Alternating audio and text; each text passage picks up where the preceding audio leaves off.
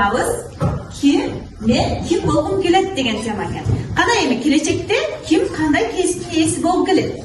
Врач болгум келет.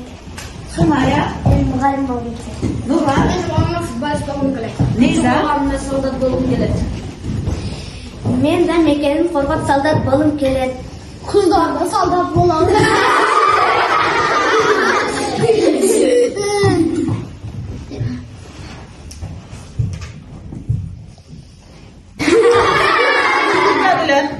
Наргиз Беркеч кызым.